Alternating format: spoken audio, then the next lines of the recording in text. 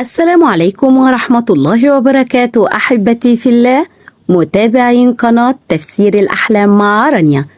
هقدم لكم النهاردة تفسير رؤية جميع أنواع وألوان العنب في المنام، يعني العنب الأبيض والعنب الأحمر، العنب الأسود، العنب الأصفر، جميع أنواع وألوان العنب في المنام. ونبدأ برؤية العنب الأبيض في المنام. من يرى عنبا أبيض اللون في المنام فهو يدل على الرزق والمال والخير والمنافع المختلفة التي تأتيه من شخص مقرب منه، وتشير الرؤية إلى تحقيق الأمنيات والأهداف في وقت قريب.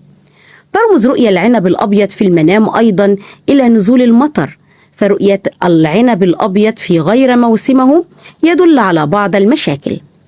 رؤية العنب الأسود في المنام.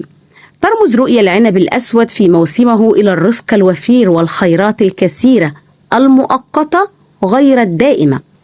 ورؤية العنب الأسود في غير موسمه يدل على التعب وبعض المشاكل. تفسير رؤية العنب الأحمر في المنام. ترمز رؤية العنب الأحمر في المنام إلى الود والمحبة والألفة والإخلاص والتفاهم والوفاء، وإلى العلاقات الجيدة التي تربطه مع الآخرين. من يرى عنبا أحمر اللون في منامه فهي دلالة أيضا على المال والرزق والخير والسفر. رؤية العنب الأخضر في المنام. يرمز العنب الأخضر إلى الخير والمنفعة والمال والرزق الذي سيطال على مختلف المستويات والأصعدة. ما معنى رؤية العنب الأصفر في المنام؟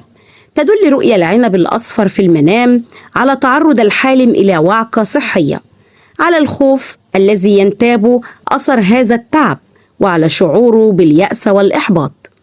أما رؤية العنب الأصفر بشكل جميل وطعم جميل يبهر الناظرين فهو يدل على الخير والرزق القادم لصاحب الرؤية، فكلما كان العنب شكله أجمل وطعمه أفضل فهو يدل على الخير القادم لصاحب الرؤية. وإلى هنا تنتهي حلقاتنا، ونلقاكم في تفسير جديد. فلا تنسوا دعمنا دائما بالإعجاب بالفيديو والاشتراك في القناة وتفعيل الجرس ليصلكم دائما كل ما هو جديد لنا. إلى اللقاء، والسلام عليكم ورحمة الله وبركاته.